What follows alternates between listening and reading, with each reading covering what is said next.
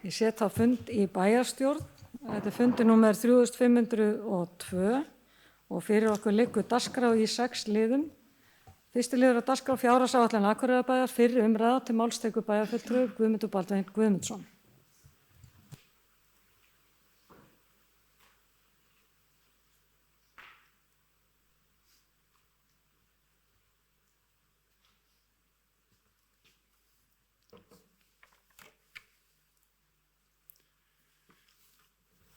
Forseti, ágætu bæjarfulltrúar, frumvarp að fjárhagsáætlun Akureyrarbæjar fyrir árið 2022 er nú lagt fram til fyrri umræðu í bæjarstjórn. Áætlunin var lögð fram í bæjarráði 11. nóvember og vísað til fyrri umræðu í bæjarstjórn samkvæmt 3. málsgrein 62. greinar sveitarstjórnarlaga nr. 138 frá 2011. Gert er ráð fyrir að síðari umræða og endanleg afgreiðsla fjárhagsáætlunar verði hér í bæjarstjórn þann 14. desember. Samkvæmt sveitarstjórnarlögum skal leggja fram fjárhagsáætlun fyrir sveitarstjórn eigi síðar en 1. nóvember ár hvert og skal afgreiða hana með 2 umræðum og afgreiða ekki síðar en 15. desember.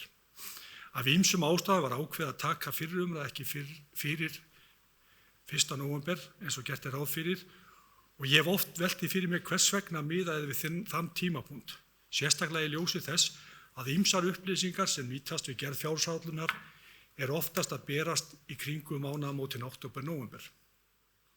Samhliða fjárhagsáætlun 2022 er hér lögð fram 3 ára áætlun Akureyrarbæjar fyrir árin 2023 til 2025. Við gerð fjárhagsáætlunar að þessu sinni var brugðið aðeins frá samþykktu vinnuferli þannig að í stað þess að áætla ráðstöfunarfjárhæð var ákveðið að fjárhagsáætlunin yrði gerð með óbreyttan rekstur að teknu tilliti til þeirra viðbóta sem hlotist hafa af ákvörðunum bæjarstjórnar og þeirra breytinga sem fyrirsjáanlega voru á rekstri vegna utanaðkomandi aðstæðna. Fagráð og bæjarráð hafa síðan fjallað framlagðar áætlanir sviða og sett fram í samráði við sviðsstjóra og viðkomandi fagráð tillögur umbótaverkefni til hagræðingar sem sett hafa verið inn í áætlun þá sem hér er til umræðu. Nokkrar umræður hafa orðið í samfélaginu umbótaverkefnin sem er vel því að við gerð fjárhagsáætlunar þurfum við að horfa til aðhalds í rekstri og vissulega vera að draga úr kostnaði. Enda lítið annað í boði ef við ætlum að ná rekstrinum í rétt horf. Í flestum tilfellum að ræða aðgerðir sem koma lítið við almenning en svo eru þarna breytingar á þjónustu sem nú kalla á sterk viðbrögð í samfélaginu. Það er ljóst að svokallaðir lífskjarasamningar og stytting vinnuvikunnar hafa haft verulega áhrif á launakostnað sveitarfélagsins og ég ætla ekki að draga úr því að þörf var á að leiðrétta kjör starfsmanna sveitarfélagsins. Þetta skapar hins vegar tímabundið erfiðleika í rekstri og við því þurfum við að bregðast. En hér fer fram fyrri umræðu fjárhagsáætlun og ég tel líklegt að hún muni taka einhverju breytingum milli umræðna. Ég mun hér á eftir fara yfir helstu stærðir fjárhagsáætlunar og helstu útlínur en væntanlega fara betur ofan í einstaka málaflokka við síðari umræðu. Þá mun ég ennfremur hér á eftir í máli mínu fara yfir stærstu verkefni okkar, bæði þau sem þegar hafa verið sett í gang á kjörtímabilinu sem og þeirra sem að fara í gang á næsta ári. Fjárhagsáætlun Akureyrarbæjar fyrir árið 2022 og 3 ára áætlun fyrir árin 2023 til 2025 er sett fram í samræmi við áðurnefnda 62. grein sveitarstjórnarlaga fyrir A-hluta og samantekin reikning fyrir A- og B-hluta. A-hluti samstæðunar samastendur af aðalsjóði og eignasjóðum. Í aðalsjóði er rekstur málaflokka og þjónusta við íbúa bæjarins er fjármögnun með skatttekjum og þjónustugjöldum. Í fasteignum Akureyrarbæjar, eignasjóði gatna og umhverfismiðstöð er haldið utan um rekstur, viðhald og stofnframkvæmdir fasteigna, gatna og hirðingu bæjarlandsins. Í áætlun A-hluta er í milliviðskiptum vegna innri leigu, fasteignaskatta og afnota af íþróttamannvirkjum jafnað út á milli stofnana. Til B-hluta teljast fjárhagslega sjálfstæð fyrirtæki og rekstrareiningar sem í eigu bæjarins og fjármögnuð eru með þjónustutekjum en þau eru meðal annars félagslegar íbúðir, bifreiðastæðasjóður, strætisvagnar Akureyrar, Hafnasamlag Norðlands, Hlíðarfjall og Norðurorka. En aðeins að forsendu fjárhagsáætlunarinnar. Útsvarsprósenta verður 14,52% á árinu 2022 eins og undanfarin ár, en þetta er hámarks útsvarsprósenta sem sveitarfélögum er heimilt að leggja á íbúa sína.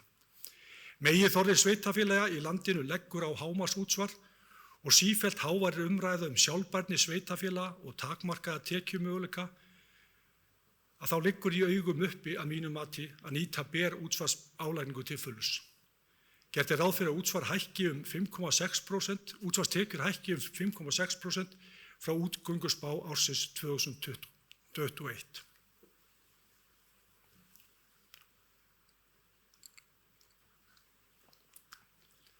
Gert er ráð fyrir að fasteignaskattur sem hlutfall af fasteignamati íbúðarhúsnæðis verði óbreyttur eða 0,33%. Við gerum ráð fyrir að hækka sorphirðugjöld um 3%, gjöld veitna, raf, hita og fráveitu hækka almennt 4,2% en vatnsgjöld hækka 2,5%.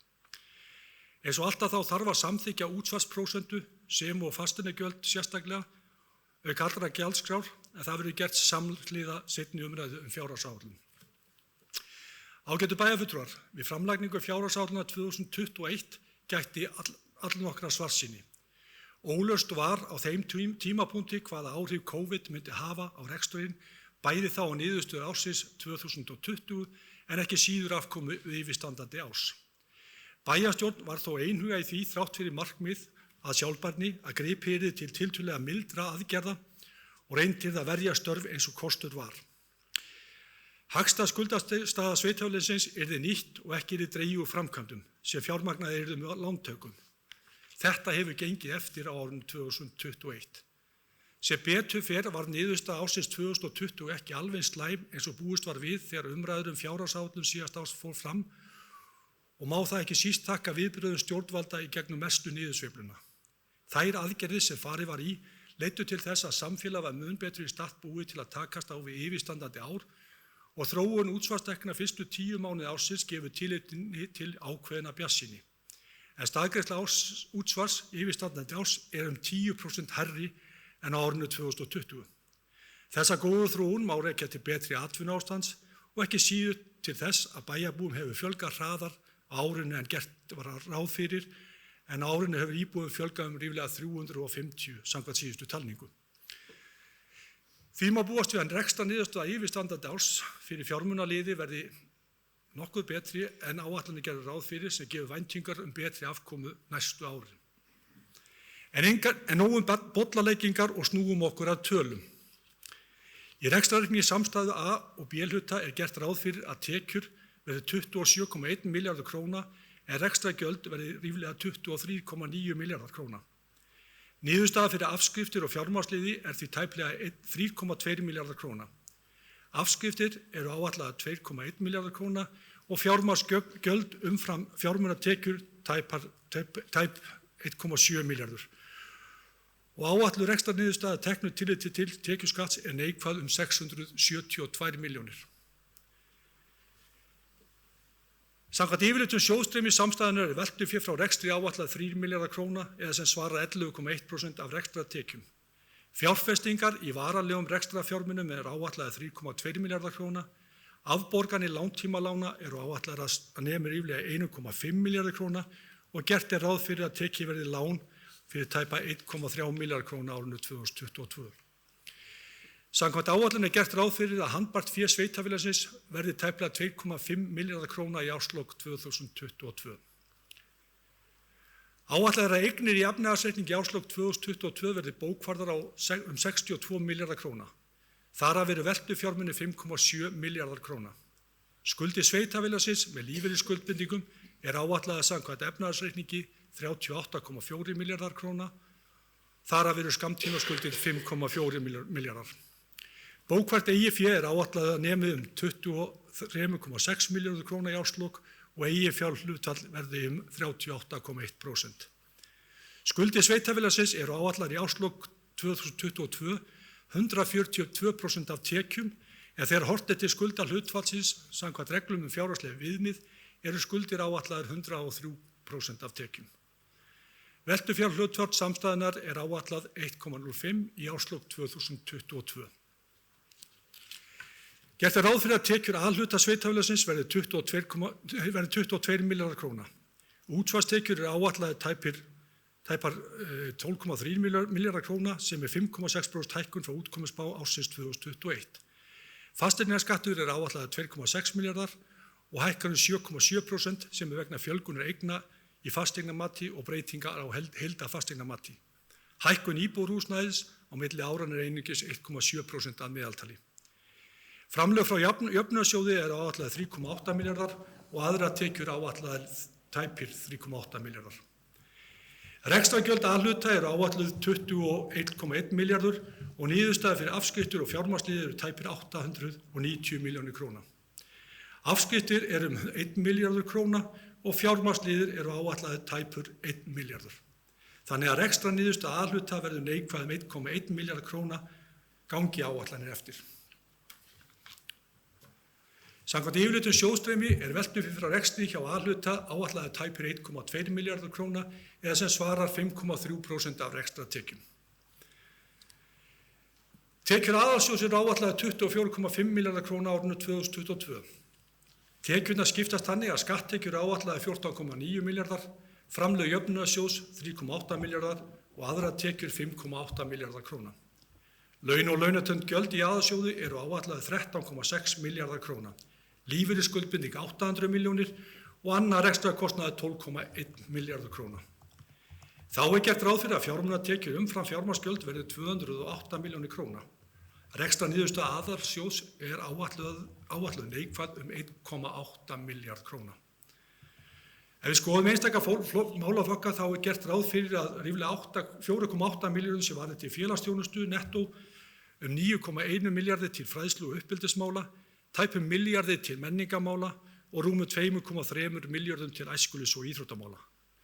Til brunamála og almannavarna áætlað að verja nettó 279 milljónir króna, 3 milljónir fara til hreinlætis- og skipulagsmála, til hreinlætismála og skipulagsmál munu samkvæmt áætlun kosta 181 milljónir króna.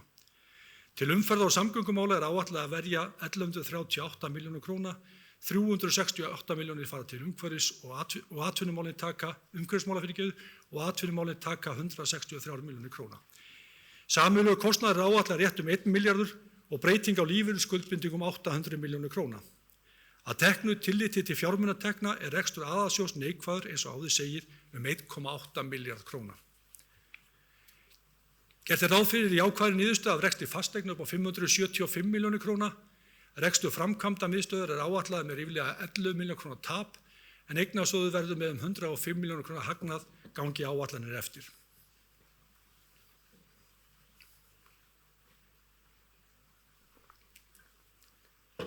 Af rekstri B-hlutafyrirtækja ber helst að nefna Norðurorku en gert ráð fyrir 368 milljónir króna hagnað af rekstri. Áætlað að hagur hafnasamningsins muni vaxa á komandi ári eftir mögur ári COVID og rekstrarhagnaður áætlaður 144 milljónir króna. Þá gert ráð fyrir að bifreiðasjóður skili 39 milljónir króna hagnað á árinu eins og kemur fram hér á eftir á fundinum munum við hefja gjaldtöku á bílastæðum í miðbæ á næsta ári. Alls gert ráð fyrir að B-hlutafyrirtækin skili samtals 542 milljónir króna hagnaði og rekstrarniðurstaða ársins verði neikvæð 672 milljónir króna eins og áður hefur komið fram. Framkvæmdir ársins 2020 áætlaðar alls 3,2 milljarðar króna sem skiptist nokkuð jafnt milli A- og B-hluta. Þegar horft til helstu framkvæmda þá gert ráð fyrir að 850 milljónir króna fari til fræðslumála og 323 milljónir fari til æsku- og íþróttamála. Í eignasjóði gatna gert ráð fyrir ríflega milljarð króna gert ráð fyrir ríflega 1 milljarð króna í framkvæmdir en áætluð gatnagerðargjöld ársins sem koma til lækkunar verði 800 milljónir króna. Eins og áður eru helstu framkvæmdir í B-hlutafyrirtækjum hjá Norðurorku eða 1,1 milljarður og hjá Hafnasamlaginu 240 milljónir króna. 3 ára áætlun hér lögð fram með áætlun ársins 2022 og byggð á gefnum forsendum svo sem áætlun þróun útsvars, þróun launakostnaðar og áætlaðra breytinga á rekstri. Góðir bæjarfulltrúar, áður en kom að gerð fjárhagsáætlunar fyrir ári síðan hafði bæjarstjórn tekið höndum saman og gert með sér samstarfssáttmála. Ljóst var að rekstur sveitarfélagsins var að þyngjast, áhrif COVID voru sýnileg í auknum útgjöldum og þá lá fyrir að lífskjarasamningar og stytting vinnuvikunar myndi hafa töluverð áhrif á afkomu sveitarfélagsins. Ég tel að það hafi verið skynsamleg ákvörðun bæjarfulltrúum að taka höndum saman. Í umræddu samstarfssáttmála var lögð fram framtíðarsýn til næstu 5 ára og kom fram í fyrsta punkti þeirri framtíðarsýn að rekstur Akureyrarbæjar yrði fjárhagslega sjálfbær. Þrátt fyrir þetta markmið var bæjarstjórn einhuga við gerð síðustu fjárhagsáætlunar að grípa til mildra aðgerða og verja störf eins og kostur væri. Það hefur sannarlega gengið eftir og svo betur fer ástandið í samfélaginu töluvert breytt frá því sem við stóðum frammi fyrir ári síðan, þó vissilega séum við ekki búin að sjá fyrir endan á veiru fjandanum. Við gerð fjárhagsáætlunar þessu sinni að brugði frá áður samþykktu vinnuferli eins og kom fram hér upphafi. Auðvitað má alltaf velta fyrir sér hvort þetta hafi verið rétt, en við töldum í ljósi mikilla breytinga á launaliðum með tilkomu styttingu vinnuvikunar og betri vinnutíma að betra væri að kalla fyrst eftir áætlun frá sviðunum sem byggði á óbreyttum rekstri en þó að teknu tillit til áður tekinna ákvarðana bæjarstjórnar sem og annarra utanaðkomandi þátta. Ég tel að þessi vinnubrögð hafi skilað okkur ágætri vinnu en í kjölfarið hefur verið kallað eftir umbótaverkefnum með hagræðingu huga eins og áður hefur komið fram. Í flestum tilfellum hafa komið fram tillögur frá einstaka sviðum sem náð hafa þeim markmiðum sem bæjarráð setti, en þó var á fræðslusviði ekki talið hægt að ná því umrædda markmiði. Eins og ég gat áður þá hafa þessi umbótaverkefnum í fæstum tilfellum áhrif á þá góðu þjónustu sem bærinn að veita, enda köllum við þetta umbótaverkefni, en vissulega koma þarna inn ákvarðanir sem verða umdeildar. Ég ætla hins vegar ekki að tíunda hér einstök umbótaverkefni sem liggja fyrir einstakar sviðum og ráðum og vissulega geta orðið einhverjar breytingar á þeim milli umræðna. Ágætu bæjarfulltrúar, í dag ég að taka þátt í fyrri umræðu fjárhagsáætlun í 12. sinn og í síðasta sinn hér í bæjarstjórn. Ég held mér sé óhætt að segja að í gegnum tíðina hafi maður fundið fyrir þeirri tilfinningu að við værum alltaf að moka sama skurðinn. Sífellt hefur þurft að horfa á hverja krónu og samsetning rekstrar Akureyrarbæjar flókin sem gerir vinnuna við fjárhagsáætlun áhugaverða. En þegar horft í baksýnisspegilinn sést að ýmsu hefur verið áorkað. Við höfum komið 12 mánaða börnum inn í leikskóla að hausti og glæsilegu leikskóli Klappir var tekin í notkun á árinu. Við þurftum að ráðast í endurbyggingu á Lundarskóla fyrr en áætlað var vegna mygluskemmda og verður seinni álma skólans tekin í notkun í vor og óhætt að segja að vel hafi tekist til. Í tengslu við þessa uppbyggingu voru gerðar töluverðar endurbætur á Róseborg til að geta tekið á móti hluta af nemendur Lundarskóla tímabundið. Við höfum þegar látið endurnýja 2 álmur við Glerárskóla og áfram verður haldið með þá vinnu á næsta ári. Við tókum í gagnið nýja þjónustukjarna fyrir fatlaða í Klettaborg og fyrir liggur að hefja vinnu við 2 nýja þjónustukjarna á næstu árum, auk þess sem við höfum tekið í notkun 2 ný smáhýsi fyrir skjólstæðinga velferðarsviðs. Þá skiluðum við rekstri öldrunarheimila til ríkisins, rekstri sem hafði reynst sveitarfélögum afar dýr. Þá höfum við staðið að uppbyggingu íþróttamannvirkja samkvæmt framlagðri stefnu og tókum til að mynda glæsilegt hús fyrir Nökkva, Siglingaklúbb í notkun á árinu og aðstæði í skautahöll mun stórbætt á komandi ári.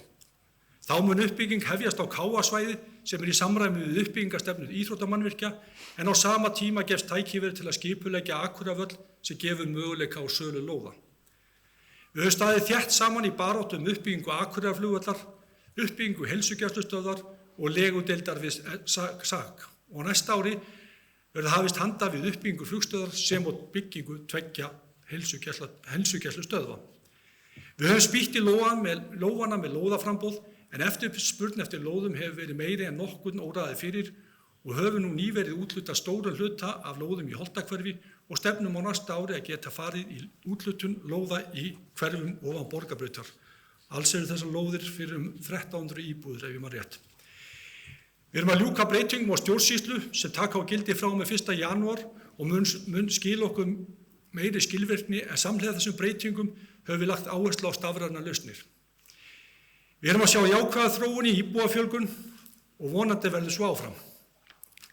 Við bindum mikla vonir við að með aukinni raforku næsta ári sem hefur verið eitt af helstu baráttumálum okkar á undanfarinn áratug hið minnsta og vonandi sjáum við skapast ný tækifæri í atvinnuuppbyggingu. Við erum líka að sjá uppbyggingu hjá stórfyrirtækjum eins og Húsasmiðjunni og Krónunni hér í bæ sem jákvætt. Já, ágætu bæjarfulltrúar, það hollt fyrir okkur að rifja þetta upp hér við umræðu gerð fjárhagsáætlunar og kannski höfum við ekki alltaf verið að moka sama skurðinn. Þetta sem ég hef rakið hér alls ekki tæmandi listi yfir þau fjölmörgu mál sem við höfum komið áfram á kjörtímabilinu og ég skora á bæði bæjarfulltrúa og bæjarbúa að skoða ágæta upptalningu bæjarfulltrúa Hildu Jönu á Facebook nú nýverið og ég get sagt fyrir mig að ég mun ganga stoltur frá borði í lok þessa kjörtímabils. Enda unnið með frábæru fólki hér í bæjarstjórn, fólki sem tilbúið að leggja sitt af mörkum. Forseti ágætu bæjarfulltrúar, það að koma að lokum þessari tölu minnar en ég vænti þess að við eigum eftir að eiga hér góðar umræður áætlunina og vonandi verða þeir sem fylgjast með umræðina hér betur upplýstir en þau verkefni sem við stöndum frammi fyrir. Í lokin vil ég þakka bæjarstjóra, bæjarfulltrúum og nefndarfólki öllu gott samstarf við gerð fjárhagsáætlunar og ennfremur vil ég sérstaklega þakka Dan Brynjarssyni, sviðsstjóra fjársýslusviðs og Kristjáni Baldvinsdóttur, forstöðumanni Hag- og áætlunardeildar sem og öllum sviðsstjórum fyrir þeirra vinnu við gerð áætlunarinnar. Takk fyrir. Það bæjarfulltrúi Guðmundur Baldvin Guðmundsson lokið máli sinni. Ég ætla að biðja varaforsetanum að taka við stjórnina og gefa mér orðið.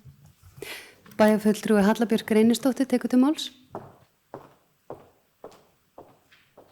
Forseti, ágætu bæjarfulltrúar. Ég vil byrja á að þakka formanni bæjarráðs fyrir góða yfirferð fjárhagsáætlunina og ekki síður að þakka honum fyrir hans aðkomu að fjárhagsáætlun síðustu 12 árin. Hann hefur hreinlega gert þetta að sínu áhugamáli og tekið saman upp á sitt einsdæmi ýmis gögn fyrir okkur hina bæjarfulltrúana til glöggunar. Fjárhagsáætlun á hverjum tíma á að endurspegla stefnu bæjarstjórnar og auðvitað það þannig að við vildum örugglega öll hafa miklu meiri pening til þess að spila úr og geta þá gert allt fyrir alla ef svo má orðið komast. En raunveruleikin auðvitað ekki sár. Við höfum frá upphafi þessa kjörtímabils lagt áherslu á þjónustu við börn og barnafólk sem á að verja viðkvæmustu hópa samfélagsins. Við höfum borið gæfu til þess hér á Akureyri að bæjarfulltrúar hafa svona almennt hlusta á hvort annað og að mestu geta rætt sér niður á niðurstöðu. Á síðasta ári ákváðum við síðan að leggja niður meirihlutann og hleypa bæjarfulltrúum þáverandi minnihluta en betur að verkefninu framundan. Við settum niður fyrir okkur þau verkefni sem við vorum sammála að ætti að vera í forgangi og lögðum fram framtíðarsýn til 5 ára. Þar voru áherslunar helst að þær að reksturinn yrði sjálfbær. Áherslur á skólan okkar, verja viðkvæma hópa og blása til sóknar þannig að auka mætti tekjur. Eins og bæjarfulltrúi Guðmundur kom inn á, þá var það ljóst strax á síðasta ári að rekstur sveitarfélagsins væri að þyngjast. Við gripum til mildra aðgerða þá og ég tel að við séum áfram að vinna að hagræðingu með skynsamlegum hætti. Þegar við fórum í stjórnsýslubreytingana þá var ákveðið að innleiða ný vinnubrögð svokallaða 90 daga spretti sem felst í að vera stöðugum umbótum og taka síðan stöðun á 3 mánaða fresti. Ég held að með slíku verklagi þá getum við náð enn lengra í fjárhagsáætlunarvinnunni og við orðið markvissari, eða sú vinna orðið markvissari og í samvinnu við starfsfólkið þá náum við hraðar og öruggari tökum á rekstrinum. Bæjarfulltrúi Guðmundur kom inn á hversu margt jákvætt hefur gerst á síðustu árum. Við erum að fara að taka inn 12 mánaða börn inn á leikskóla og glæsilegu leikskóli tekinn í notkun. Þessu höfum við haldið inni þrátt fyrir mikinn aukinn kostnað. Við erum í gagngerum endurbótum á 2 skólum, 9 þjónustukjarnar teknir í notkun og svona mætti lengi telja. Það er ánægjulegt að við séum að fara að byrja á 3. verkefni í uppbyggingaráætlun íþróttamannvirkja.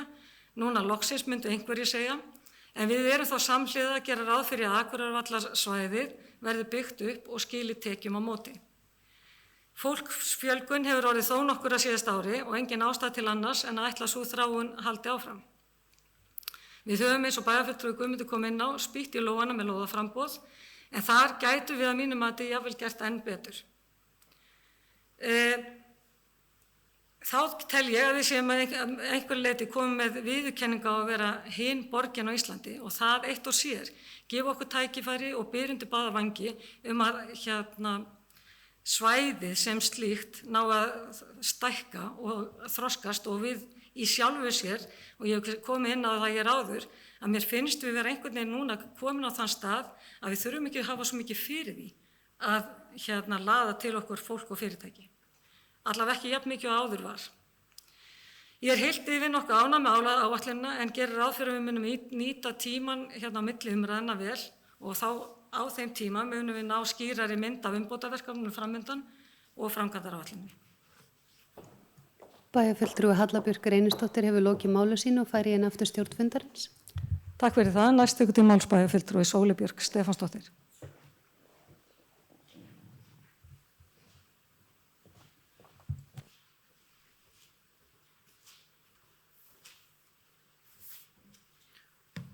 Forseti, ágætu bæjarfulltrúar. Hérna sitjum við vitleysingarnir og tökum þessar ákvarðanir hagræðingu í rekstri. Ég vil bara segja að eftir að ég gerðist bæjarfulltrúi þá líður einhvern veginn mér eins og einhverjum gömlum heimspeking sem að sagði því meira sem ég læri því meira átta ég mig á því hversu lítið ég veit. En það er bara þannig. Ég hafði ekki áttað mig á því að þegar ég gaf kosta mér til að sitja í bæjarstjórn að þetta snýrist fyrst og fremst hagræðingu. Það hefur nú eiginlega gert síðustu 8 árin og hefur ekki verið nein skemmtireisa, verð ég að segja. En ég ætla bara að segja að ég held að það sé gott að við séum að takast á við málin, einmitt eins og bæjarfulltrúi Guðmundur nefndi án þess að fara í, má segja, mjög blóðugan niðurskurð. Við höfum verið að kroppa og gert það nánast á hverju ári og má segja að við séum að veita gríðarlegt aðhald í rekstri Akureyrarbæjar þrátt fyrir að því miður þá séð nú þannig að enn sé allt á niðurleið þegar að tölurnar eru skoðaðar. En ég ætla nú að trúa því líka að það sé bjartara framundan. En það að það sé bjartara framundan þýðir bara því miður ekki að við getum sleppt því að vera á bremsunni í útgjöldum.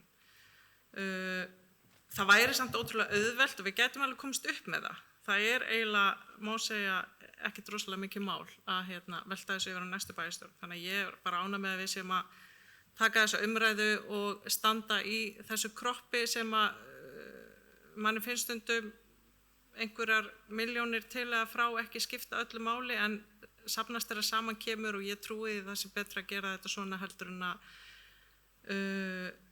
taka einhverja stóra bita. Ég held að þetta sé sársauka minna svona.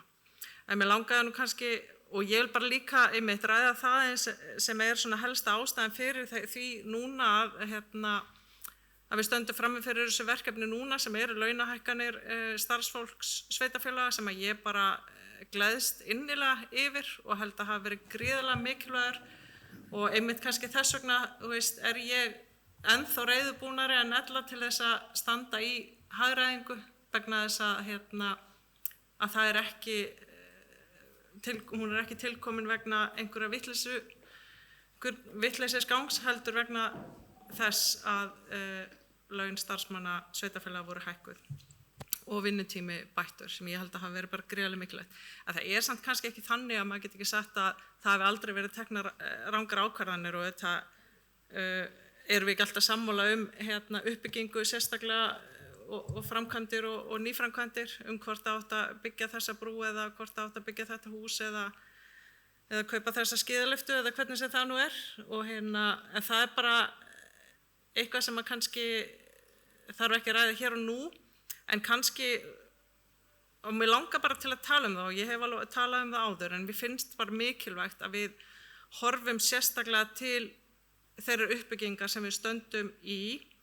Ég var alveg sammála því á síðasta ári ættum við ekki að draga úr uppbyggingu vegna atvinnuástandsins þá en mér finnst bara, og ég bara hef þá bergföstu skoðun að við eigum að horfa miklu meira til þess fjármagn sem við raunverulega höfum til þess að framkvæma fyrir og við þurfum að gera betri áætlanir þegar við erum að ákveða uppbyggingu fasteigna og annarra framkvæmda þar sem að við þurfum að horfa meira í hvaða rekstrakostnaði mun viðkomandi mannvirki skila, hvað mun það kosta okkur að reka viðkomandi mannvirki, hvað mun það kosta okkur að reka þjónustuna inn í því.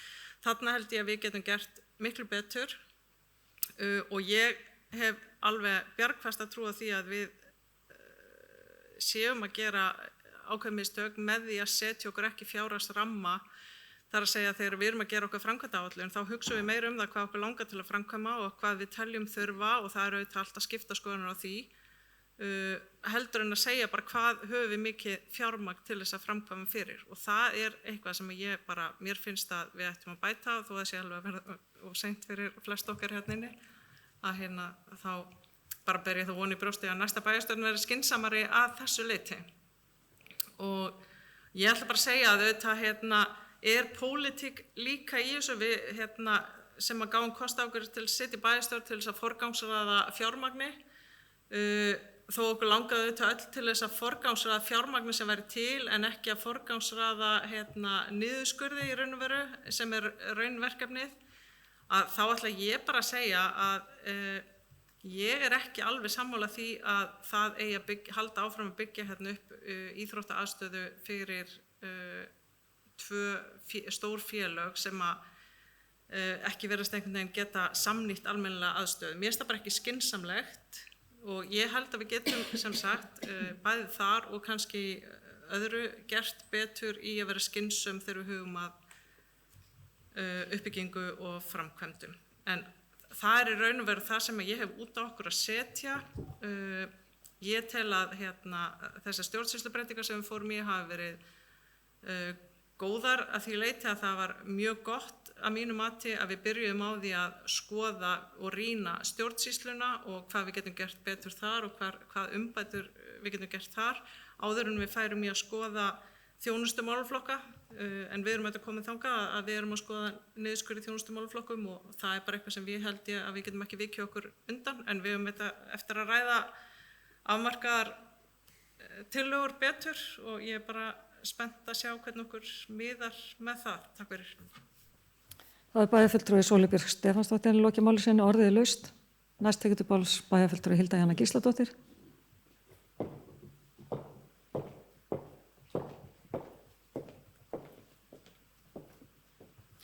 Forseti, ágætu bæjarfulltrúar. Ég vil byrja á því að þakka bæjarfulltrúa Guðmundi kærlega fyrir þessa yfirferð. Mér langaði kannski aðeins að opna á því að tala bara hugmyndafræði.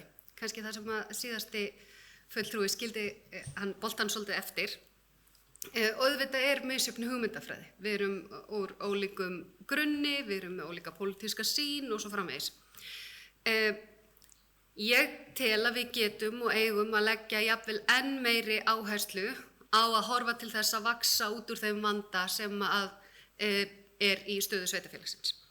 Ég er líka á því að til þess að horfa í sjálfbærni í rekstri sveitarfélags þá þurfum við að horfa til 3 þátta, ekki bara efnahagslegs þátts, heldur líka samfélagslegs og umhverfislegs.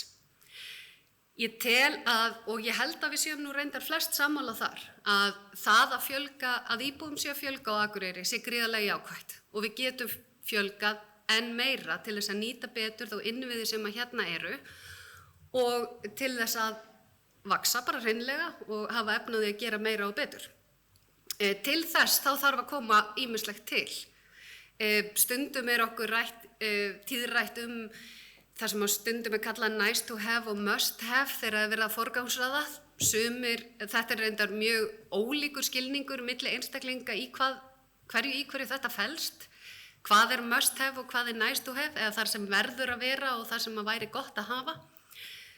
Sumir kannski skilgreinir annars vegar sem bara lögbundna þjónustu og hins vegar ólögbundna þjónustu en ef að markmiðið er til dæmis að fjölga íbúum, að vaksa og vera þetta borgarsamfélag sem við höfum talað að bæði vilja vera og sjá fyrir okkur til framtíðar að þá þurfum við að horfa aðeins á þetta með öðrum hætti.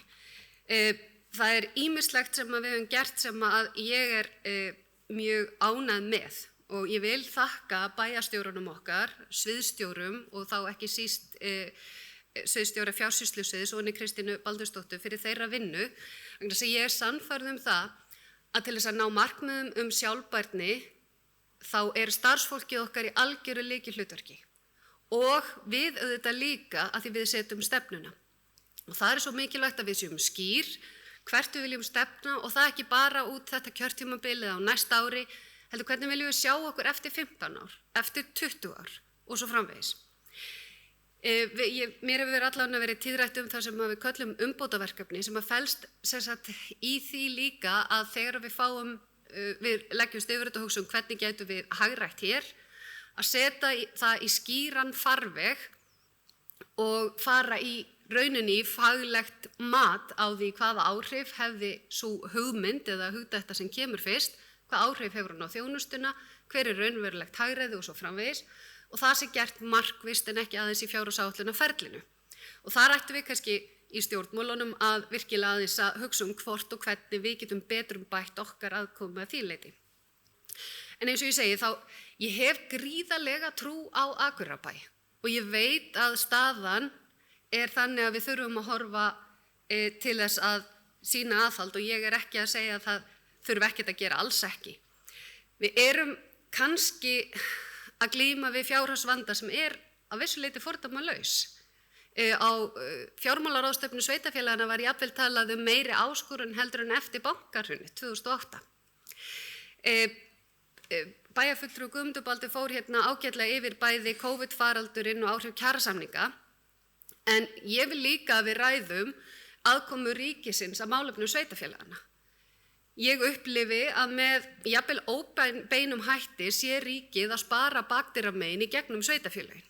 Það er verið að færa sífellt fleiri verkefni á heldur sveitarfélaga, ófjármögnuð eða færa meiri lögbundinnar skyldur á sveitarfélagin án fjármagns og sem dæmi þá er alveg viðurkennt að við gegnum ákveðnu svæðisbundnu hlutverki hér á Akureyri en það er ekki hvorki skilgreint né fjármagnað en ég bind nú mikla vonir við að það fara að breytast í kjölfar hvítbókar byggðamál.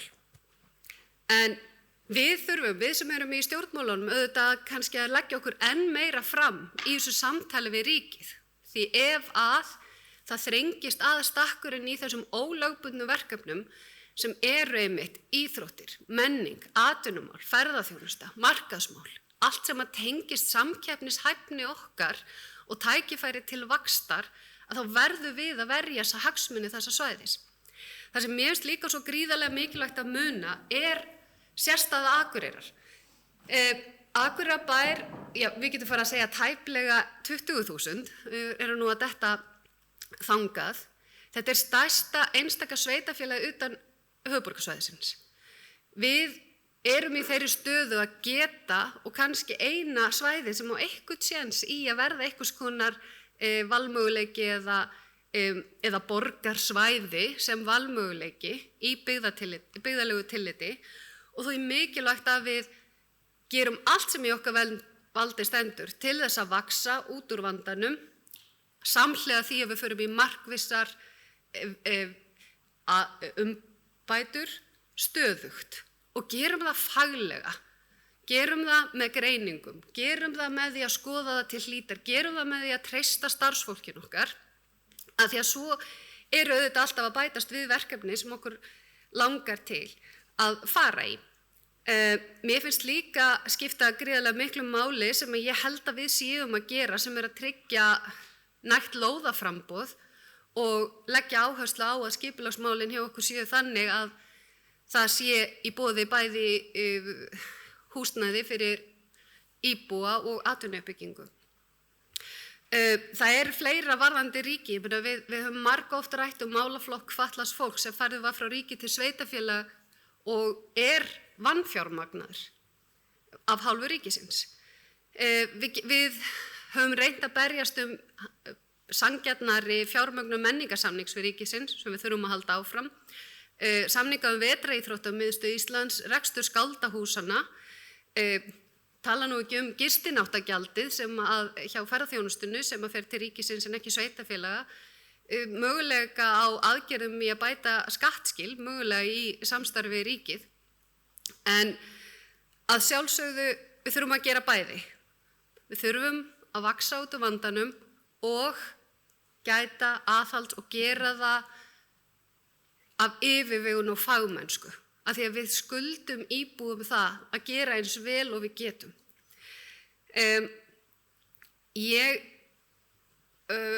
Þegar við skoðum fjárhagsáætlunina núna, þá einmitt margt sem að ég mjög ánægð með, en eins og bæjarfulltrúi Guðmundur nefndi hérna áðan, þá ekkert ólíklegt að fjárhagsáætlun taki breytingu milli umræðuna og það ýmislegt sem á eftir að ræða og ná lendingu í. Við eigum eftir að taka afstöðu til dæmis aðgerðaáætlunar í málefnum eldri borgara, safnastefnu og aðgerðir tengda henni, möguleikar hvað með ýmislegt tengt bæði samfélags- og fræðslusviði. Það svona helst þar sem að maður svona hugsi yfir hvað sé best að gera, því við þurfum líka að velta fyrir okkur hversu hratt hlutirnir eru gerðir, þannig að maður sé ekki að skjóta sig í fótinn.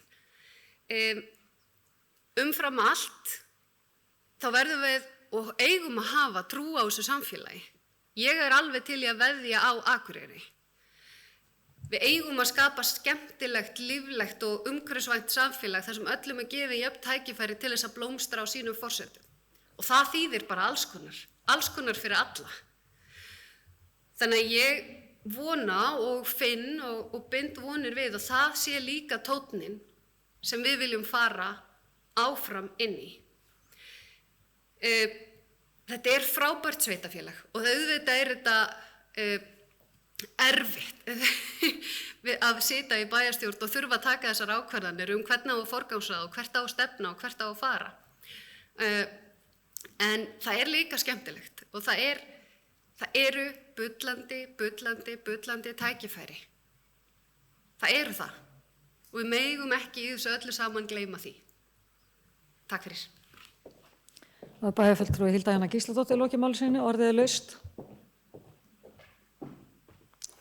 Næst tekur máls bæjarfulltrúi Heimir Haraldsson.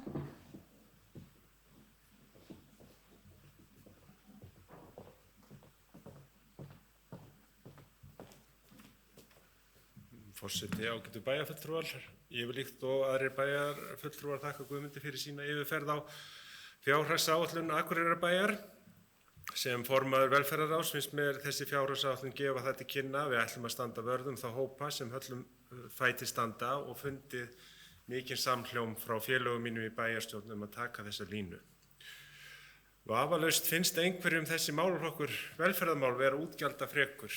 Í því samhengi Akureyri oft borin saman við sveitarfélög á suðvesturhorninu. Við á Akureyri höfum hins vegar svipaða stöðu og Reykjavík þegar kemur að velferðarmálum. Hér sjúkrahús sem margir leita til og jafnvel flytja hingað til þess að fá heilbrigðisþjónustu. Það á sérstaklega við geðheilbrigðisþjónustu en á SAG að finna geðdeild. Hér líka töluvert fólk með fjölþættan vanda sem bærinn þjónustar, ekki ósvipað og höfuðborgin. Við erum með hlutfallslega marga í hópi fatlaðs fólks. Á því vafalaust margar skýringar. Ein gæti verið sú að hér á árum áður var altæk stofnun sem hét Sólborg, þar sem fólk var vistað af öllu Norðurlandi. Önnur ástæða að góð þjónusta félags, heilbrigðis og menntakerfis hér, en töluvert að fólk flytji til Akureyrar til þess að börn þeirra í þessum málaflokki geti sótt skóla og fengi þjónustu á vegum bæjarins og svona mætti lengi áfram telja. Staðreyndin sú að félagsþjónustan að nánast eingöngu að sinna lögbundnum verkefnum. Þau fara vaxandi og sem dæmi það má nefna breytingu á lögum félagsþjónustu sveitarfélaga frá árinu 2018 og ný lög þjónustu við fatlað fólk sem heita lög þjónustu við fatlað fólk með langvarandi stuðningsþarfir. Í báðum tilvikum auknar kröfur að ræða til sveitarfélaga varðandi þjónustu við íbúa, nefna má notendasamninga, notendastýrða persónulega aðstoð og nýjustu lögin lög samþættingu í þjónustu í þágu farsældar barna sem munu taka gildi 1. janúar 2022. Félagsþjónustan á Akureyri hefur verið byggð upp af metnaði til þess að geta mætt þörfum þeirra íbúa sem á aðstoð þurfa að halda og leið að uppfylla þær lagaskyldur sem á bænum hvíla í málaflokknum. Mikilvægt að því starfi sé haldið áfram. Þó sem lögbundin verkefni sé að ræða ekki endilega þar með sagt að ekki sé hægt að gera betur. Velferðarsvið vinnur að umbótaverkefnum sem byggðar eru á grundvelli úttektar sem var gerð á málaflokki fatlaðra, en með þeim hætti er hægt að hugsa langt fram í tíman og gera hann góðan rekstur betri. Framundan eru fjölmörg verkefni og ég ætla að nefna bara nokkur til þess að og líks og ræðuminni, en við ætlum að vinna áfram eftir áætlunum uppbyggingu húsnæðis í málaflokki fatlaðs fólks, vinna að málefnum barna og fjölskyldna í anda farsældalaga. Þar má nefna snemmtæka íhlutun að leiðarljósi, halda áfram að þróa þjónustu við flóttamenn og nýbúa og halda áfram að taka í notkun velferðartækni og rafrænar lausnir til hagsbóta fyrir notendur og þjónustuveitenda. Takk. Það er bæjarfulltrúi Heimir Haraldsson, lokið máli sín, næst tekið máls bæjarfulltrúi Gunnar Gíslason.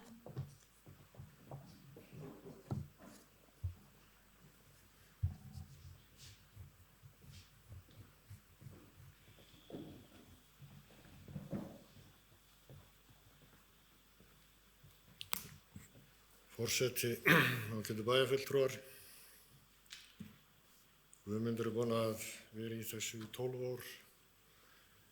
Ég held að þetta sé 20. fjárhagsáætlunin sem ég kem nálægt hjá Akureyri.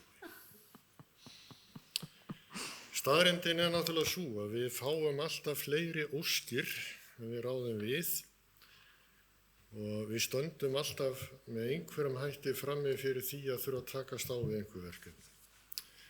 Ég maður það til dæmis þegar þetta hús sem við stöndum í og erum í núna, Hof, var byggt og tekið í notkun á sínu tíma. Þá komu 200 milljónir inn í rekstur bæjarins í formi leigu og okkur starfsmönnum var falið að hagræða fyrir megninu þess.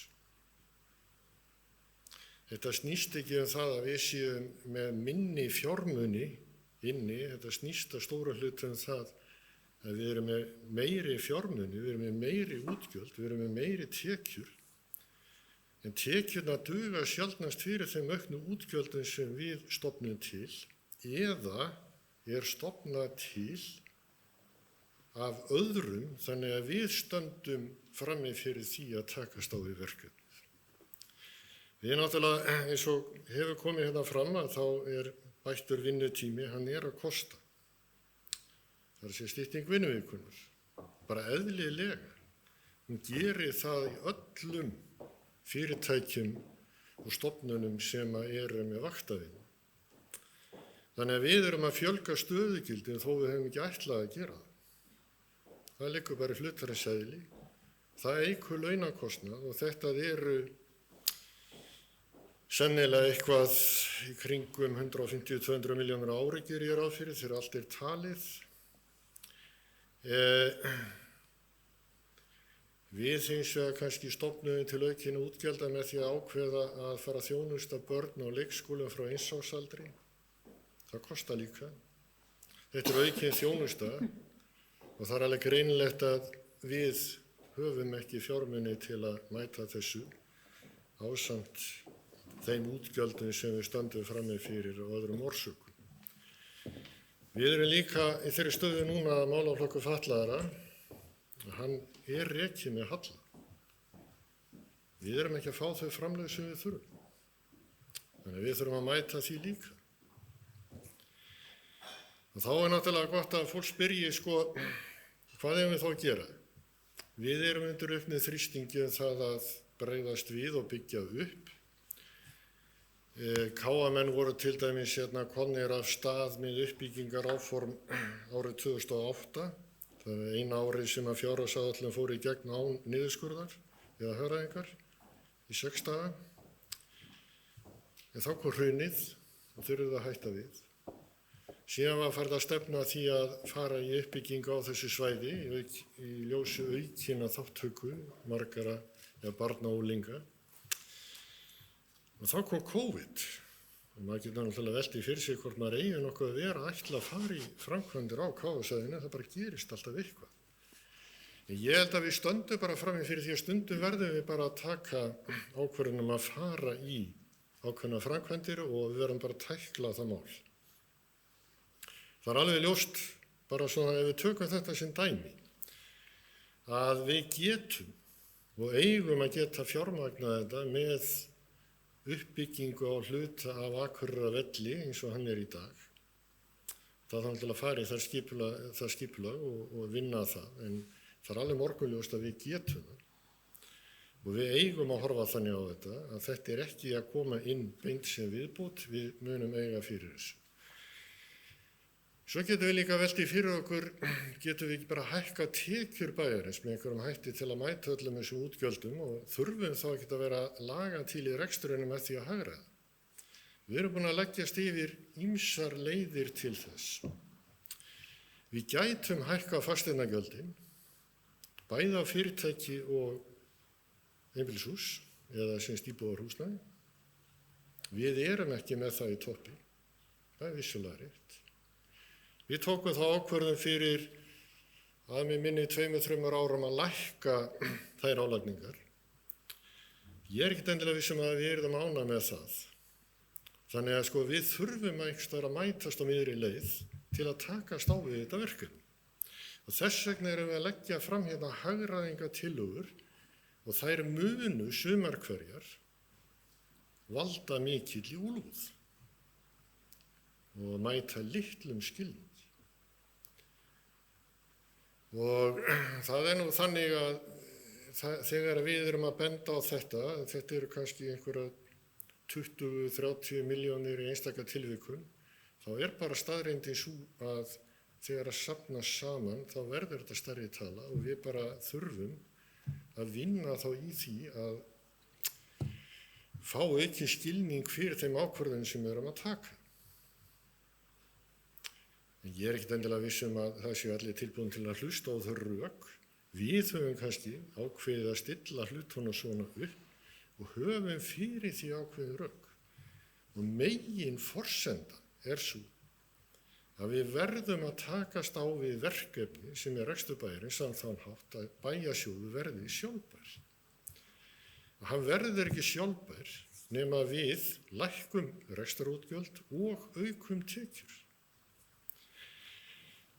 En það er eins og hefur komið fram í máli bæjarfulltrúa hér og bæjarfulltrúa Guðmundur sem flutti hér ágætis inngangserindi eða innganga þessar umræðu, þá stöndum við oft frammi fyrir þessu vanda að ríkið er bara ekki að með sanngjarnar fjárveitingar miðað við þá þjónustu sem okkur er ætlað að veita. Það er eitt af stóru verkefnunum okkar. En þangað til að fá leiðréttingu á því þá verður að gera eitthvað annað. Annað er það að Akureyri er stórborg út á landi. Og ég segi stórborg vegna þess að við erum svo margfalt stærri en önnur bæjarfélög og sveitarfélög og þorp hér allt í kringum. Og það kom fram á fjármálaráðstefnunni daginn, það kom fram spurningin. Eru ekki öll sveitarfélög skyldu til þess að sinna lögboðinni þjónustu gagnvart öllum íbúum sínum? Og þessi spurning kemur fram af því að það eru nokkuð sveitarfélög á Íslandi sem standa alltaf frammi fyrir því að það verður alltaf aukinn þrýstingur á félagsþjónustu og úrræði við fötluð börn, fatlað fólk, félagsþjónustuna og þar fram eftir götunum. Og af hverju er það? Er það vegna þess að við erum búin að byggja hérna upp góða þjónustu eins og kom fram hér áðan og önnur sveitarfélög bara er ekki með viðkomandi þjónustu og þess vegna leyfa þau sér bara hreinlega að segja að við höfum bara ekki úrræði. Nú, hafið ekki úrræði, hvað er ég þá að gera? Ég veit ekki hvað er sagt en allavega flytur þetta fólk yfirleitt þá í þessi sveitarfélög sem hafa úrræði. Þetta veldur að sjálfsögðu auknu þrýstingi á útgjöld hérna. Ég veit ekki betur en að við séum búin að samþykkja viðauka upp á einhverja 100 milljónir á þessu ári, hátt í 100 milljónir vegna barna með mikla sérþarfi sem hafa verið að koma hér inn í leik- og grunnskólakerfið. Þetta er engin tilviljun. Og maður veltir í það fyrir sér. Af hverju eru sveitarfélög sem ekki sinna skyldum sínum, af hverju er ekki brugðist við þeim? Hvernig stendur á því að sum sveitarfélög getur bara komist hjá því að byggja upp alvöru félagsþjónustu ef til þess kæmi að einhver íbúi þyrfti á þjónustu að halda. Þetta líka vandi.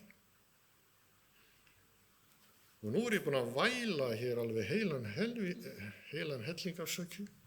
Það er náttúrulega að fara að bölla það hérna, en nú ég búin að væla heilan helling. En þetta bara því miður staðreyndir máls sem við þurfum að takast á við. Við höfum verið að berjast í þessu.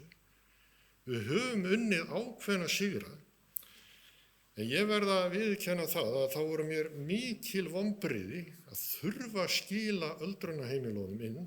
Þetta hefði verið langt best fyrir þjónustu aldraða væri hér heima. En við getum ekki endalaust greitt stóran hluta rekstrarkostnaðinum fyrir ríkið, af því að þetta á ábyrgð ríkisins. Nú öldrunarheimilin farin út, við erum að sjá bata í rekstrinum, við erum að sjá allt of lítinn bata. Af hverju? Af því að við erum allt í einu komið með fleiri verkefni í fangi sem við áttum ekki von á. Það var ekki að því að við tókum ákvörðunum það, það var að því að fengum það í fangið. Það bara þannig. Og þetta bara eitthvað sem að ég held að fólk verði svona aðeins að fara að velta fyrir sér hvernig stendur á. Alþingi getur stýrt miklu fleiri þáttum en sveitarfélögin. Og svona bara rétt í lokin, ég held að við höfum ekki minnst á COVID í raun sem ástæðu þess að rekstur í Akureyrarbæjar gengur ekki eins og við viljum að gangi. COVID ekki ástæð nema sára litlu leyti. Við skulum muna það. Þess vegna erum við í þessari vegferð. Við eigum eftir að taka þessa fjárhagsáætlun fyrir, við eigum eftir að ræða hana, við getum þurft að bregðast við getum þurft að breyta áherslum. Við eigum eftir að halda kynningafunda ef maður rétt og það hljótum við að fá einhver viðbrögð frá íbúum og nú skulum við bara taka málið áfram og ég geri bara ráð fyrir fjörugri umræðu á fésbókarþráðum ýmsum það hvað þessi bæjarstjórn sé yfir höfuð að gera. Takk. Bæjarfulltrúi Gunnar Gíslason lokið máli sinni, orðið laust. Næst tekur til máls bæjarfulltrúi Þórhall Jónsson.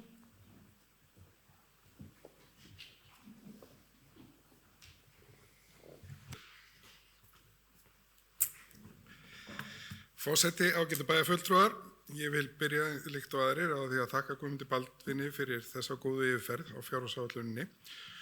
En það búið að vera afskaplega gaman að vinna með svona talnaglöggum manni eins og Guðmundi Baldvin og Gunnari Gíslasyni.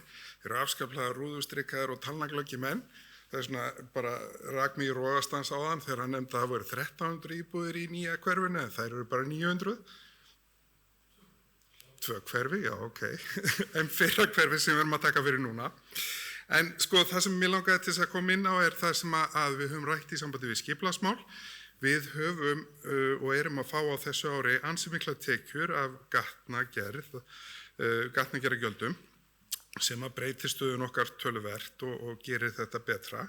Og eins gerum við ráð fyrir töluverðum gatnagerðargjöldum á næsta ári og jafnvel næstu ár getum við alveg gert ráð fyrir meiri gatnagerðargjöldum af því að við ætlum að fara í uppbyggingu á Akureyrarvelli og ef að framfer sem horfir að þá erum við að sjá hérna 250 nýjar íbúðir byggðar á þessu ári og stefnir í 250 nýjar íbúðir á næsta ári. Þetta töluvert mikið magn af uppbyggingu og vonandi heldur þetta áfram. Við erum að sjá töluverða íbúa aukningu. Og það jákvætt, það stendur undir þessum sameiginlegum kostnaði sem við þurfum að leggja í og það bara gott ef okkur fjölgar. En það gert ráð fyrir að fara í aðal- og deiliskipulagsbreytingar íbúðasvæðisins í B23 þar sem við gerum ráð fyrir 900 íbúðum allavega í þessari vinnu sem við erum núna og sú vinna hafin og klárast á næsta ári. Og okkur dreymir til þess að fá samfellu í verkefnið og hafa og lenda ekki í lóðaskorti að Borgarbrautin verði gerð næsta sumar. Og til þess að það geti orðið að þá þurfum við að færa fram 150 milljónir, á milli árana 23 og 22, en ég held að kom ekki að sök að því að áætlunin varðandi gatnagerðargjöldin held ég að sé vanmetin kannski hátt í 200 milljónir. Þannig að þú veist, niðurstaðan á fjárhagsáætlun ætti ekki að breytast mikið. Það sem líka verið að gera núna að við erum að vinna í þéttingu byggðar, við erum að deiliskipuleggja reiti eins og við ætlum að fara í tjaldsvæðisreitin sem að kostar okkur ekki mikið í gatnagerð en skilar okkur töluverðum tekjum og þetta mjög hagkvæmt fyrir bæjarfélagið og síðan eru fleiri svæði náttúrulega eins og við nefndum, Akureyrarvöllur, mjög stórt svæði, iðnaðarlóðir sem verið að deiliskipuleggja við Sjafnanes og síðan kemur náttúrulega eins og heilsugæslulóðirnar sem verið að deiliskipuleggja á næsta ári fyrir heilsugæslu norður. Eins langar mig að nefna hafnasvæðið, þar sem að stefnir í að við förum í hugmyndasamkeppni á Torfinhúinu. Þannig að það geti líka sem sagt hafist uppbygging þar fljótlega en þar á að framleggja bryggju og framleggja bryggjuna og fylla upp. Fleira var það nú ekki sem að svona mikilvægt í þessu, en ég vildi bara að þetta kemur fram að því að við vorum að spá í hérna að við myndum ekki hiksta í skipulagsmálunum. Takk fyrir. Bæjarfulltrúi Þórhallur Jónsson lokið máli sínu, orðið laust. Næst tekur til máls bæjarfulltrúi Guðmundur Baldvin Guðmundsson.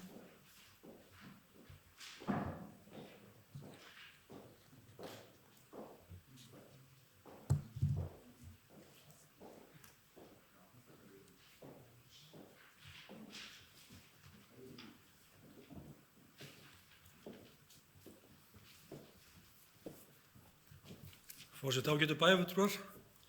Það aðeins sem áður var þegar var meiri og minnihluti að þá var náttúrulega alltaf gaman að bregðast við því sem kom frá minnihlutanum en við vorum öll að vinna á sameiginlegu verkefni að það þarf samt að bregðast við og við erum ekki alveg með öll með sömu áherslur í þessar umræðu okkar. Þannig að það er ágætt að fara þessi yfir þessa punkta sem hafa komið. Sóley talaði réttilega að auðvelt hefði verið að færa þetta bara yfir á næstu bæjarstjórn. Við ákváðum hins vegar að gera sáttmál það að reyna að ná fram sjálfbærni í rekstri og við erum ekki að hlaupast frá því að vanda. Það er það sem mér finnst vera dálítið merkilegt við þetta vegna þess að það hefði verið svo auðvelt fyrir okkur að skila bara aðeins verri afkomu í fjárhagsáætlun og láta þetta allt bara glöða áfram eins og þetta hefur verið en hún réttilega benti á það að við erum að reyna að takast á við þetta verkefni og það er bara jákvætt við þetta. Ég hef sagt það bara núna þegar ég segi það bara núna að við erum eiginlega hálf galin að vera að það er kosningar fyrir framöndan og við erum hérna í hagræðingaaðgerðum og erum í rauninni að draga úr rekstrarkostnaði. Maður veltir við sér, kannski kann það að vera að bæjarfulltrúar eru að hverfa hér úr stólum bæjarfulltrúa en ég held hins vegar að þetta sé bara hluti af því að vera samkvæmur sjálfum sér og ég held að þetta sé hluti af því að vera að hugsa til framtíðar. Bæjarfulltrúi Hilda kom inn á það að við höfum að hugsa til 15 ára. Ég er alveg sammála henni, við þurfum að hugsa til lengri tíma og ég held að þetta sé bara jákvætt fyrir okkur að fara fram með þessum hætti í fjárhagsáætlun. Við höfum líka rætt það að fara með skilaboðin til þeirra sem að ætla sér að starfa hér í bæjarstjórn. Við ætlum í rauninni að teikna svolítið upp hvernig við sjáum þetta fyrir okkur á næstu árum. Þannig að þeir sem eru þá að fara að bjóða sér fram í komandi kosningum svona vitið á minnstu hvernig staðan er og hvernig hvað er að taka, hvaða höndum ber, eins og bæjarfulltrúi Sóley kom inn á, hún sagði ekki gert sér grein fyrir því þegar hún tók sæti í bæjarstjórn að þetta yrði meira og minna verkefni ekki að finna hvað væri best að gera, hvað væri best að bæta í, heldur hvað væri best að hagræða og forgangsraða eftir því. Það er verkefni og hefur verið verkefnið. Og það helgast náttúrulega af því að eins og bæjarfulltrúi Gunnar koma, við erum að fá og aðrir bæjarfulltrúar hafa komið inn á, að við erum að fá í hendunar á okkur fullt af verkefnum sem að ríkið er smátt að færa yfir á sveitarfélögin án þess að við fáum nokkuð röndu reist. Við erum að fá hérna eins og bæjarfulltrúi Gunnar og fleiri hafa komið inn á, við erum að fá hérna til okkar verkefni inn í bæinn sem eru kostnaðarsöm og við þurfum að bregðast við.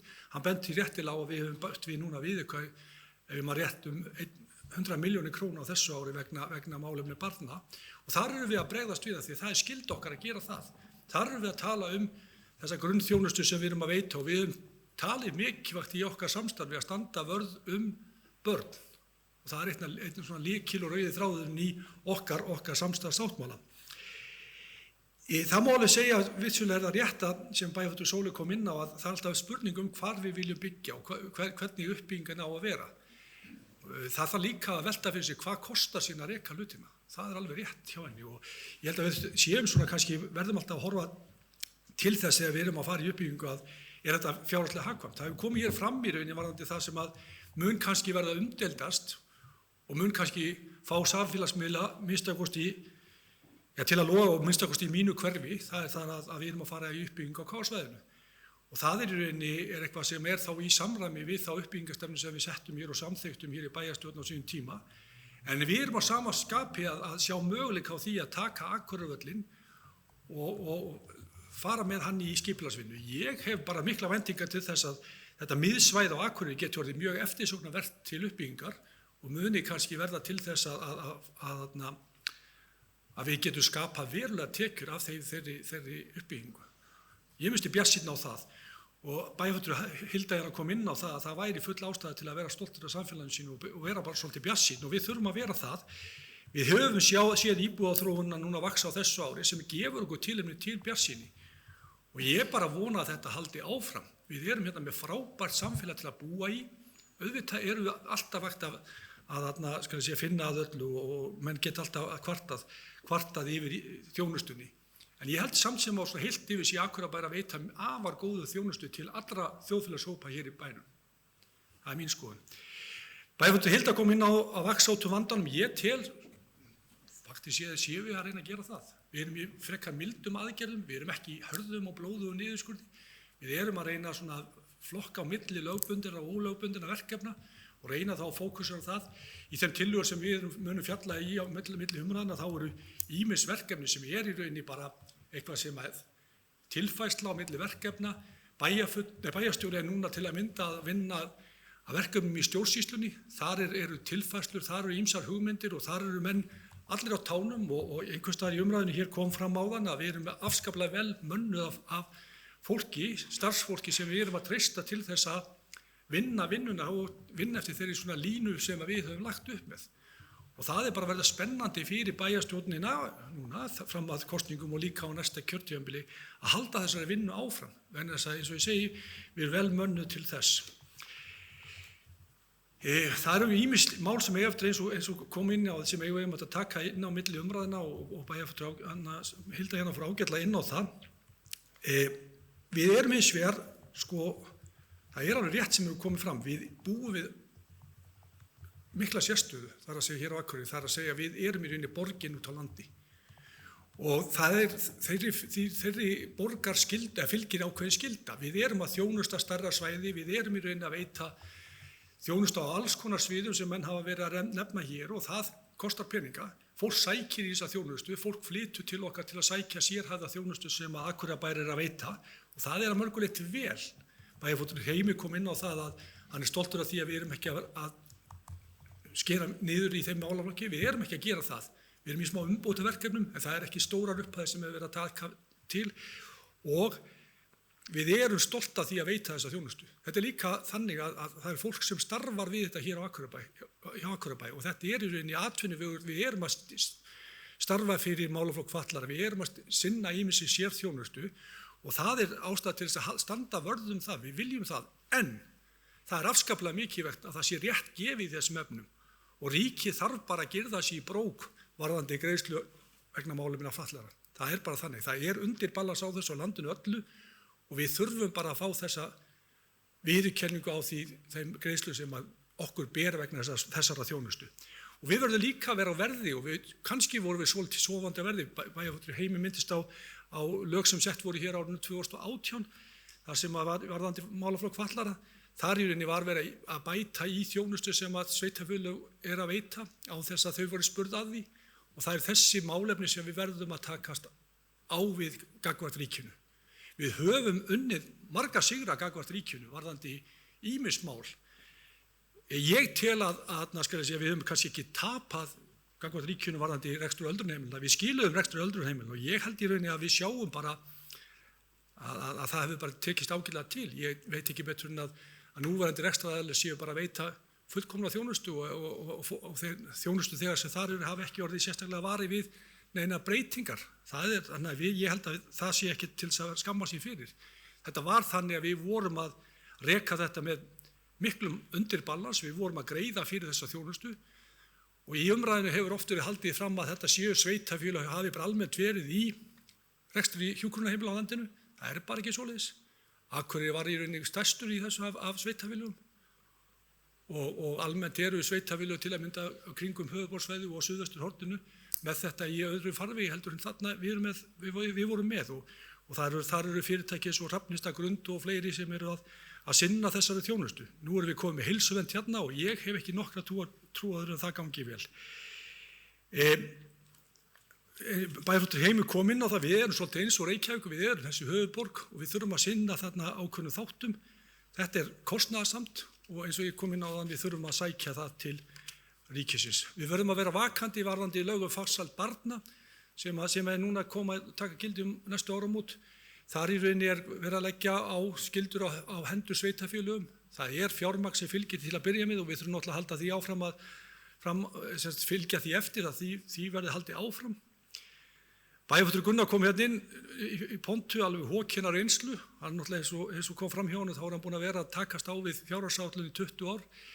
Ég var nú ekki búinn að vera svo lengi en hins vegar var það þannig að ég var að ganga frá gögnum eða við skulum segja fara í gegnum gögn vegna flutninga af persónulegum ástæðum, þá er ég að flytja, þá var ég að fara í gegnum gömul gögn og það var svolítið gaman að lesa þá pappíra sem ég hafði þarna heima, samkað mér heima, allt snerist þetta þessa sömu, það var sama umræðan á hverjum tíma, við erum í rauninni þannig að við erum að reyna að takast á við að gera sem best úr rekstrinum á sama tíma og er verið að bæta okkur erfiðri þjónustu. Við finnum líka fyrir því að á árunum 2000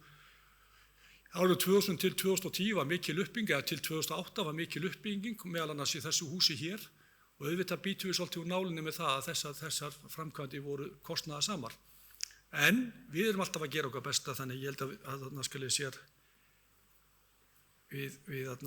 já það eins og ég segi, þetta er verkefni okkar. Það var svolítið, Gunnar kom inn á til að mynda fjölgun stöðugilda og ég ætla nú bara að segja það að Gunnar er þá bæjarfulltrúi sem hefur í rauninni hvað oftast rætt stöðugildi hér í bæjarstjórn og haldið okkur vakandi og á tánum hvað það varðar. En hins vegar er ljóst að fjölgun stöðugildi núna vegna þess að við erum að koma með styttingu vinnuvikunnar og betri vinnutíma sem leiðir af sér það að við þurfum að ráða fleira fólk. Við þessu þarf að bregðast. Ég held að við þurfum varðandi af því ég kom inn á Akureyrarvöllinn áðan að ég held að sé mikilvægt að við séum að horfa til hugmyndasamkeppni þar og hvet okkur og næstu bæjarstjórn til þess í rauninni að halda vel á spilunum þar. Ég held að þetta sé möguleiki á því að gera þarna góða hluti og hafa ágætis tekjur í kassan vegna þessa svæðis. Við erum eins og bæjarfulltrúi Gunnar kom inn á, okkur er þröngt sniðið stakkurinn. Við eigum ekki auðvelt með að hækka tekjur. Hann kom inn á það að það er fasteignaskatturinn. Við í rauninni lækkuðum hann á sínum tíma, það var verulega hækkanir á fasteignamati og við fórum að lækkuðum fasteignagjöldin og gerðum það í 2 eða 3 skrefum. Við vorum 0,33%. Ég meina, við erum að sjá mjög litla hækkun á fasteignamati milli áruna 2020 og 2021. Við munum örugglega sjá miklu meiri hækkun á milli áruna 2021 og 2022. Þannig að næsta ári þá kannski standa sveitarfélög frammi fyrir þessu. En hins vegar er það þannig að varðandi fasteignaskattinn, en hins vegar hefur verið rætt í tekjustofnanefnd sem ég er með tek þátt í, þá hefur verið rætt það hvernig þetta komi veg fyrir þessa sveiflu sem að verða vegna fasteignamatsins og eru að reyna að leita einhverja leiða en það gengur erfiðlega.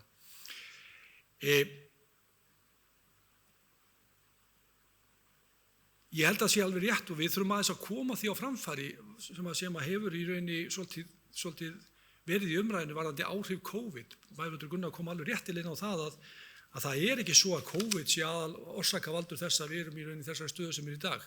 Auðvitað urðum við fyrir náttúrulega einhverjum skell vegna tekna en það var samt sem áður þannig að ríki greip inn í og það leiddi til þess að tekjur voru lækkuðu ekki eins mikið eða í rauninni stóðust áætlunar árið 2020.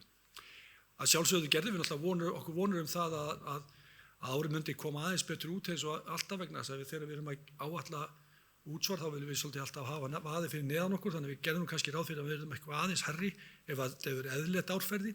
Þannig að má segja að við höfum tapað einhverju tekjum vegna COVID en hins vegar það þannig að COVID í rauninni kannski hefur ekki haft afgerandi áhrif. Það sem náttúrulega stóra vandamál sveitarfélaga, það í rauninni að takast á við þessar launabreitingar og ég ætla eins og ég sagði áðan í ræðu minni við erum náttúrulega bara stolt af því að laun okkar starfsfólk skuli hafa hækkað og það var kannski löngu tíma bært en á meðan á þessu stendur þá erum við í frekar erfiðu fasa. Varðandi það sem að bæjarfulltrúi Gunnar kom inn á varðandi íbúafundin þá varna skal ég segja erum við að ráðgera að hafa íbúafund á netinu svipað eins og við gerðum í fyrra og reiknum með að það verði 7. desember og Kristín Baldvinsdóttir og hennar fólk að vinna að því. Þannig að við verðum með þá svona fund það sem að rafræna íbúafund með íbúum þann 7. desember ef allt gengur upp. Aðeins bara því að Þórhallur var að væna mig það að ég var ekki góður með tölur. Þess vegna kváði ég aðeins við því ég var að lesa þetta stóð þarna 1300, ég vissi að það var ekki 1300, ég grunaði að það var nær 1200, en las nú 1300 af því það var nú í ræðunni, en þar átti ég náttúrulega við bæði Holtahverfið og nýja hverfið sem ég vil nefna borgarhverfið sem fyrir ofan borgarsíðuna, en þar er getur ráð fyrir 900 íbúðum en á hinu söndanum erum við 1280, þannig að það er tæplega 1200 en ekki 1300. Annars bara nokkuð góður, takk. Það var fulltrúi Guðmundur Baldvin Guðmundsson, lokið máli sinni orðið er laust. Við fleiri hafa ekki hvað sér hljóðs þá